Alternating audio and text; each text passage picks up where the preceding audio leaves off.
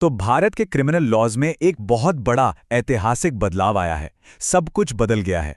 और आज के इस विश्लेषण में हम एक ऐसे ही बहुत जरूरी बदलाव की बात करने वाले हैं। एक ऐसा बदलाव जिसे हम सबको समझना चाहिए। ये है बलात्कार पर बना नया कानून, धारा 63। तो सवाल यही उठता है कि भारत के कानून तो बदल गए, लेकिन ये नया रेप लॉ आखिर कहता क्या है। चलिए इसे आसान भाषा में समझने की कोशिश करते हैं, देखते हैं कि इसका असल मतलब क्या है और हमारे समाज के लिए इसके क्या मायने हैं। ठीक है, तो आज हम क्या क्या देखने वाले हैं। सबसे पहले भारत का नया रेप लॉ है क्या, फिर अब रेप किसे माना जाएगा, इसमें झूठे वादे वाला जो एंगल है उसमें क्या बदला है, पुराने केसेस का क्या होगा, और हाँ, वो एक मुद्दा जो नहीं बदला, मैरिटल एक्सेप्शन।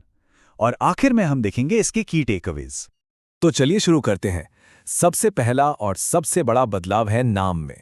जो दशकों पुरानी इंडियन पीनल कोड यानी आईपीसी थी, वो अब खत्म हो गई है। उसकी जगह अब आ गई है भारतीय न्याय संहिता यानी बीएनएस। और इसी के साथ रेप को डिफाइन करने वाली जो धारा 375 थी, वो अब बन गई है धारा 63। तो याद रखिए, 375 अब 63 है। तो अब सवाल आता है कि इस नए कानून के हिसाब से रेप है क्या। कानून इसे समझने के लिए एक सीधा सा 2 पार्ट लीगल टेस्ट देता है। ये 2 पार्ट टेस्ट बहुत सिंपल है। किसी भी एक्ट को रेप मानने के लिए कानून 2 चीजें देखता है। पहला, फिजिकल एक्ट, मतलब क्या हुआ था, और दूसरा, गैर कानूनी परिस्थिति, मतलब क्या ये बिना वैलिड कॉन्सेंट के हुआ था। दोनों चीजें होनी जरूरी हैं। तो पहले पार्ट यानी फिजिकल एक्ट की बात करते हैं। देखिए, नया कानून इस मामले में बहुत क्लियर है। ये सिर्फ एक तरह के एक्ट की बात नहीं करता, बल्कि 4 अलग अलग तरह के फिजिकल एक्ट्स को अपनी डेफिनेशन में शामिल करता है। जैसा कि आप देख सकते हैं, इसमें पेनिट्रेशन से लेकर किसी ऑब्जेक्ट का इस्तेमाल या बॉडी मैनिपुलेशन तक शामिल है। मतलब सेक्सुअल असॉल्ट का एक बड़ा दायरा अब इसके अंदर आ गया है। लेकिन सिर्फ फिजिकल एक्ट होना काफी नहीं है। ये कहानी का सिर्फ आधा हिस्सा है। वो एक्ट एक क्राइम तब बनता है जब वो इन 7 गैर कानूनी सिचुएशंस में से किसी एक में हुआ हो। मतलब या तो इच्छा के खिलाफ हो, या बिना सहमति के, या फिर सहमति डरा धमका कर ली गई हो, या धोखा देकर। और एक बात, कानून यहां बिल्कुल साफ है। अगर विक्टिम की उम्र 18 साल से कम है तो कंसेंट का तो सवाल ही नहीं उठता, बात ही खत्म। और यहां पर नया कानून एक बहुत बहुत ही जरूरी बात साफ करता है। ये लाइन सीधे बीएनएस से है। ये दशकों पुरानी बहस को हमेशा के लिए खत्म कर देती है। अब कानून की नजर में चुप्पी का मतलब हाँ बिल्कुल नहीं है। अगर कोई फिजिकली रेजिस्ट नहीं कर रहा तो इसका मतलब यह नहीं है कि उसने सहमति दे दी है। नो मीन्स नो, और साइलेंस का मतलब यस नहीं है। ओके, अब आते हैं उस बदलाव पर जिसका शायद सबसे ज्यादा प्रैक्टिकल असर देखने को मिलेगा। ये है शादी के झूठे वादे से जुड़े मामलों में हुआ बदलाव। तो पहले क्या होता था?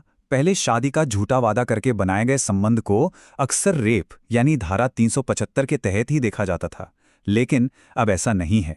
नए बीएनएस कानून में इसे एक अलग अपराध बना दिया गया है, धारा 69 के तहत। तो ये है नई धारा 69। इसका नाम है कपटपूर्ण यौन संबंध। अब ध्यान देने वाली बात यह है कि इसे बलात्कार नहीं कहा गया है। ये एक अलग सेपरेट ऑफेंस है। इसमें सजा 10 साल तक हो सकती है, लेकिन ये रेप के बराबर नहीं है। ये एक बहुत बड़ा कानूनी बदलाव है। अब एक सवाल मन में आ सकता है कि नया कानून आ गया तो क्या पुराने सारे कोर्ट के फैसले बेकार हो गए?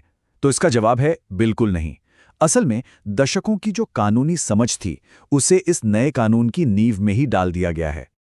आप देखिए, जो बड़े बड़े लैंडमार्क जजमेंट्स थे, जैसे गुरमीत सिंह केस जिसने कहा था कि चुप्पी सहमति नहीं है, या कृष्णप्पा केस जिसने साफ किया कि नाबालिग की सहमति कोई सहमति नहीं होती। इन सब मामलों के जो सिद्धांत थे, उन्हें नए बीएनएस कानून में शामिल कर लिया गया है। तो वो लीगल प्रिंसिपल्स आज भी उतने ही जरूरी हैं।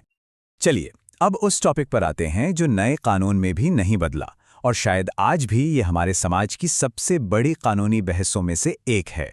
हम बात कर रहे हैं मैरिटल रेप एक्सेप्शन की। तो कानून क्या कहता है? बीएनएस की धारा 63 का एक्सेप्शन 2 ये बिल्कुल साफ कहता है कि एक पति का अपनी पत्नी के साथ यौन संबंध बनाना रेप नहीं है। शर्त बस इतनी है कि पत्नी की उम्र 18 साल से कम ना हो। और हाँ, ये प्रोविजन पुराने कानून से जस का तस ले लिया गया है, कोई बदलाव नहीं। और इसी को लेकर बहस छिड़ी हुई है एक तरफ वो लोग हैं जो कहते हैं कि ये महिलाओं के फंडामेंटल राइट्स जैसे राइट टू डिग्निटी और राइट टू इक्वालिटी के खिलाफ है। उनका मानना है कि शादी का मतलब हमेशा के लिए सहमति नहीं होता। वहीं दूसरी तरफ कुछ चिंताएं भी हैं, जैसे कि क्या इस कानून का गलत इस्तेमाल हो सकता है या क्या इससे शादी की संस्था पर कोई असर पड़ेगा। अब इसे ग्लोबल लेवल पे देखें तो दुनिया भर में 100 से भी ज़्यादा देश हैं जो मैरिटल रेप को एक क्राइम मानते हैं। तो ये जो आंकड़ा है ये भारत में चल रही बहस को एक बड़ा कॉन्टेक्स्ट देता है। तो ठीक है, हमने काफी कुछ डिस्कस किया। अब इस पूरी चर्चा का निचोड़ क्या है? आइए कुछ मुख्य बातों पर फटाफट नजर डालते हैं जो हमें पता होनी चाहिए। तो समरी ये है, पहली बात, रेप की जो कोड डेफिनेशन है वो लगभग वैसी ही है। दूसरी बात, सज़ा अब और सख्त हो गई है। मिनिमम पनिशमेंट 10 साल की कठोर सज़ा है। तीसरा, शादी के झूठे वादे वाले केस अब रेप नहीं बल्कि एक अलग कम गंभीर अपराध है। चौथी बात, सहमति को लेकर जो पुराने कोर्ट के फैसले हैं वो आज भी लागू होंगे। और पांचवी, मैरिटल रेप एक्सेप्शन वो बिना किसी बदलाव के वैसा ही है। तो आखिर में हम ये कह सकते हैं, जैसा कि ये कहता है, बीएनएस ने रेप लॉ को पूरी तरह से बदल नहीं दिया है, बल्कि उसे सरल, ज्यादा क्लियर और शायद ज्यादा मजबूत बनाया है। कोशिश यही है कि न्याय की प्रक्रिया और असरदार हो। तो आखिर में एक सवाल छोड़ जाते हैं। अब जब कानून पहले से ज्यादा स्पष्ट हो गया है, तो क्या अब देश में उन सवालों पर बात होगी जिनका जवाब मिलना अभी भी बाकी है? भविष्य का कानून और समाज इन बहसों को किस दिशा में ले जाएगा? ये तो खैर